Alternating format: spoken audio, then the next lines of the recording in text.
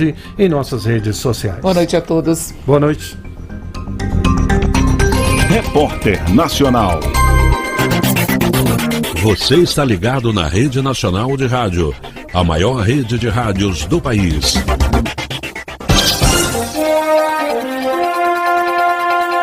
Começa agora o Boletim da Rede Nacional de Rádio. Diariamente a gente traz para você informações, notícias, a previsão do tempo e os principais destaques da presidência, dos ministérios e dos demais órgãos do governo federal. Boletim Rede Nacional de Rádio. As ações do governo federal para o cidadão brasileiro, em destaque com jornalistas da Rede Nacional de Rádio. Notícia em 2 minutos. Começam nesta quinta-feira os Jogos Escolares Brasileiros 2021 no Rio de Janeiro. A organização é da Confederação Brasileira de Desporto Escolar, com o apoio do Ministério da Cidadania, e reúne 7.500 estudantes na disputa por 2.000 medalhas e 140 troféus. O evento de desporto escolar volta a ser realizado após um intervalo de 17 anos. As competições vão até 5 de novembro. De acordo com o Ministério, além de incentivar a prática esportiva, a ideia dos Jogos Escolares é trabalhar a formação integral dos jovens. É notícia em 2 minutos. A Agência Nacional de Energia Elétrica autorizou o início da operação comercial da usina solar fotovoltaica UFV Juazeiro 5, com capacidade instalada de 47,2 megawatts a partir desta quinta-feira, dia 28. Localizada no município de Juazeiro, na Bahia, a usina representa a conclusão de uma etapa do complexo de energia solar limpa e renovável, nesta que é considerada uma importante região do Nordeste brasileiro. O complexo ainda conta com as UFV Juazeiro 6, 7 e 8 em fase avançada de obras, com previsão de conclusão até o final do ano, segundo a ANEEL. É notícia em 2 minutos. Termina nesta sexta-feira, dia 29, a campanha nacional de multivacinação de 2021, que teve início no dia 1º de outubro. A campanha do Ministério da Saúde quer atualizar a caderneta de vacinas de crianças e adolescentes menores de 15 anos. Entre as vacinas disponíveis nos 45 mil postos espalhados pelo país estão BCG, hepatite A e B, penta, pneumocócica 10 e a vacina contra a poliomielite. Ao todo, 18 agentes imunizantes compõem o calendário nacional de vacinação da criança e do adolescente. Da Rede Nacional de Rádio em Brasília, Márcia Dias. É notícia em 2 minutos. O 5G está mais perto de se tornar realidade para os brasileiros. Semana que vem, o Ministério das Comunicações vai fazer um leilão para a implantação da tecnologia. E você já sabe como o 5G, a 5ª geração de dados móveis, vai impactar a sua vida, a dos brasileiros e a nossa economia? Além de ter baixa latência, ou seja, curtíssimo tempo de resposta no tráfego de dados, a velocidade chega a ser até 100 vezes maior que a do 4G. Leilão 5G, conectando ainda mais você. Começa às 0h desta sexta-feira a Operação Finados 2021 da Polícia Rodoviária Federal em todo o país. Na operação, que segue até terça, feriado de finados, a PRF faz um reforço no policiamento ostensivo preventivo em locais e horários de maior incidência de acidentes graves e de criminalidade, de acordo com as estatísticas. Será dada atenção especial às ações de combate à embriaguez ao volante, à fiscalização de ultrapassagens em trechos de pistas simples e ao controle do excesso de velocidade. O uso do cinto de segurança, do capacete, dos dispositivos de retenção para crianças e do uso de telefone celular, além de fiscalizações específicas de motocicletas e condições de conservação dos veículos, também estão no foco da PRF. Para informações, denúncias, comunicação de crimes e acidentes, basta ligar para o número de emergência da PRF 191. A ligação é gratuita e atende 24 horas em qualquer parte do país. Da Rede Nacional de Rádio em Brasília, Márcia Dias. Uma música, para ser perfeita, precisa de compasso. Está no tempo certo. Ou seja, precisa da matemática. E esse é o tema da 16ª OBMEP, Olimpíada Brasileira de Matemática das Escolas Públicas e Privadas, Música e Matemática. As provas da segunda fase serão dia 6 de novembro. Consulte seu local de prova em obmep.org.br. E se a matemática é música para os seus ouvidos, participe! Ministério da Educação, Governo Federal, Pátria Amada Brasil. O prazo de adesão das instituições públicas de educação superior ao primeiro processo seletivo de 2022 do Sistema de Seleção Unificada, o SISU, será dos dias 8 a 12 de novembro. As datas foram publicadas nesta quinta-feira pelo Ministério da Educação. O edital destaca ainda que, para a seleção dos candidatos às vagas disponibilizadas por meio do processo seletivo do SISU para o primeiro semestre de 2022, serão exigidos exclusivamente os resultados obtidos pelos estudantes no Enem 2021. Após a divulgação da data do resultado do exame, o MEC publicará o edital com o prazo de inscrição e demais procedimentos para o primeiro processo seletivo do SISU do ano 2022. Da Rede Nacional de Rádio em Brasília, Márcia Dias. Professores são inspiradores e mudam o futuro dos estudantes. Por isso, o Governo Federal, por meio do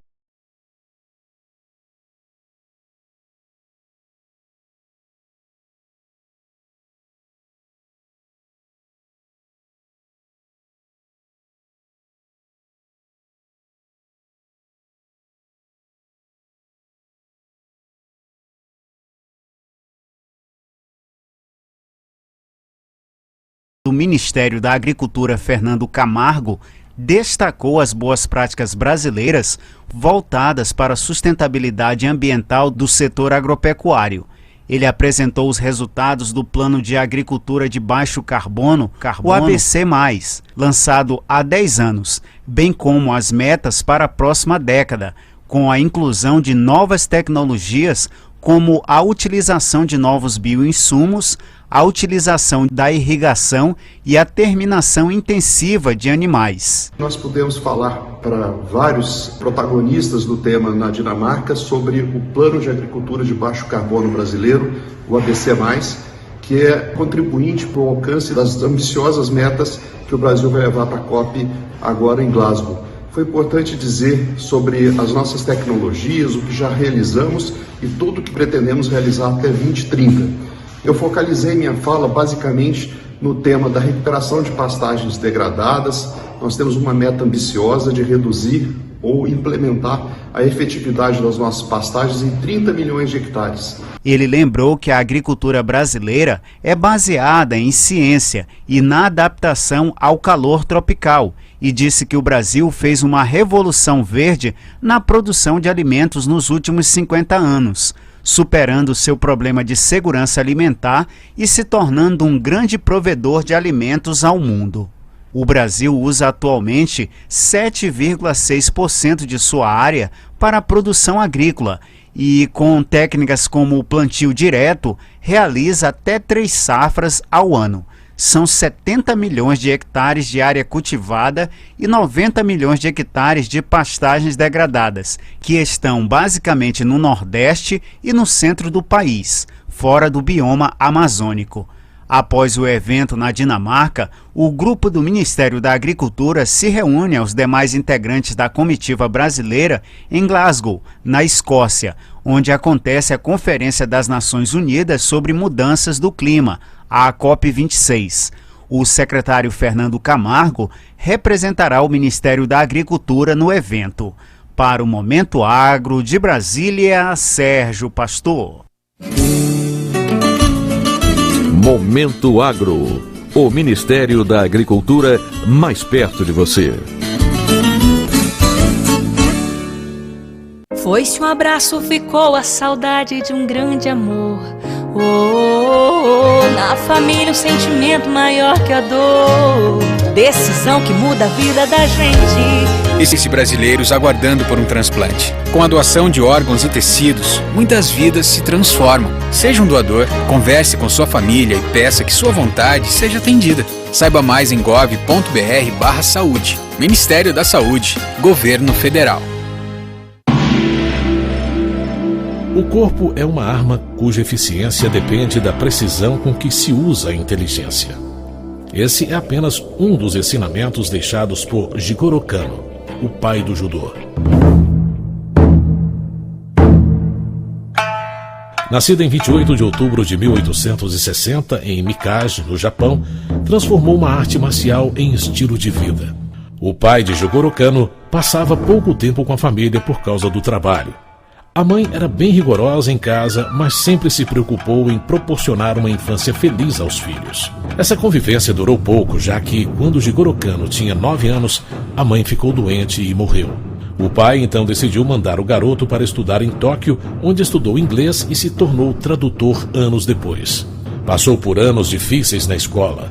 Tinha um físico aparentemente frágil, com 1,50 m de altura e menos de 50 quilos. O garoto franzino sofreu bullying e chegou a apanhar de colegas. Foi então que, aos 16 anos, começou a treinar Jujutsu, uma arte marcial que usava o corpo para ataque e defesa. A busca pelo aprimoramento físico não afastou Jigoro Kano da educação formal. Em 1881, aos 21 anos, se formou em literatura, ciências políticas e econômica na Universidade Imperial de Tóquio. No ano seguinte, em 1882, inaugurou sua primeira escola de judô. Mais do que ensinar golpes no tatame, Jigoro Kano instituiu uma série de valores éticos e morais como amizade, autocontrole, coragem, cortesia, honra, modéstia, sinceridade e respeito. Em 1891, aos 30 anos, se casou e construiu uma família numerosa com 9 filhos. Jigoro Kano ocupou diferentes cargos na administração pública, sempre lutando em prol do esporte. Em 1909, o mestre Kano se tornou o primeiro japonês a integrar o Comitê Olímpico Internacional. Em 1935, recebeu um prêmio por sua contribuição na organização do esporte no Japão. Em maio de 1938, o mestre Kano morreu, aos 77 anos, quando voltava de um compromisso do Comitê Olímpico no Cairo. Jigoro Kano deixou ensinamentos importantes como aprender a cair e levantar no tatame e na vida. 26 anos depois da morte do pai do judô, o esporte entrou oficialmente para os Jogos Olímpicos em 1964, quando a Olimpíada foi realizada no Japão pela primeira vez. História Hoje, produção Beatriz Evaristo, sonoplastia Messias Melo, apresentação José Carlos Andrade.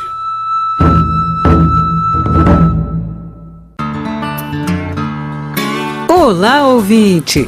As alterações no clima impactam a vida de todos, especialmente do produtor rural, porque o produtor depende da agricultura para viver e a agricultura depende do clima.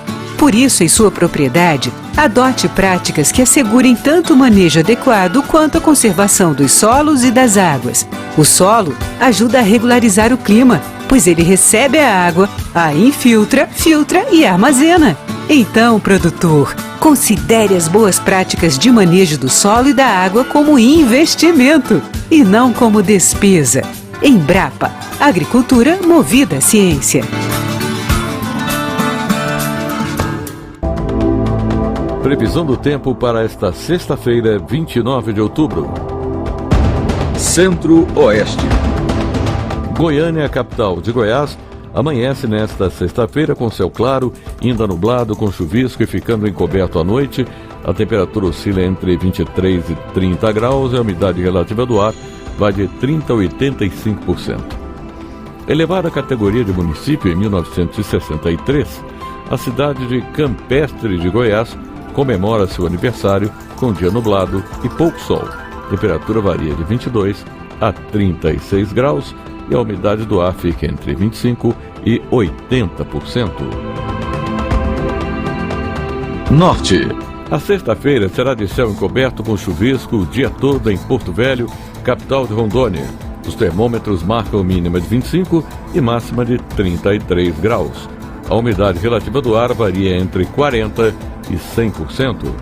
Localizado na porção sudeste do estado, o município de Aurora do Tocantins, famoso pelas águas cristalinas do Rio Azuis, comemora 58 anos nessa data, com céu claro durante todo o dia e a noite. A temperatura vai de 21 a 32 graus e a umidade do ar oscila entre 30% e 80%. Nordeste. Maceió, a capital de Alagoas, tem nesta sexta-feira tempo coberto com chuvisco na parte da manhã, ainda nublado e terminando com muitas nuvens à noite. A temperatura oscila entre 22 e 30 graus e a umidade relativa do ar fica entre 40% e 80%. Importante polo de produção de peixes no Piauí, O município de Curimatá completa 68 anos nesta sexta-feira, com céu encoberto ou nublado. Temperatura de 21 a 35 graus e umidade do ar variando entre 20% e 70%. Sul. A capital do Rio Grande do Sul, Porto Alegre, tem céu nublado pela manhã e ainda com muitas nuvens à tarde. À noite, permanece encoberto. A temperatura mínima é de 17 e a máxima de 30 graus. A umidade relativa do ar varia de 50% a 100%. Com o nome originário do ciclo do tropeirismo, quando se transportava gado dos Pampas até a capitania de São Paulo, a cidade Campo do Tenente do Paraná comemora seu aniversário nessa data com céu encoberto da manhã até a noite. A temperatura varia pouco, de 16 a 19 graus, e a umidade do ar estará alta de 90% a 100%. Sudeste. Belo Horizonte, capital de Minas Gerais, terá céu encoberto durante todo o dia. As temperaturas variam de 18 a 27 graus e a umidade relativa do ar oscila entre 50% e 90%. O céu ficará encoberto com chuvisco o dia todo em Vitória, capital do Espírito Santo. Os termômetros indicam mínima de 20 e máxima de 26 graus e a umidade relativa do ar fica entre 60% e 95%. Esta foi a previsão do tempo para esta sexta-feira, 29 de outubro. Com informações do INMET, Instituto Nacional de Meteorologia, da Rede Nacional de Rádio em Brasília, Gilson Santa Fé. Previsão do tempo na Rede Nacional de Rádio.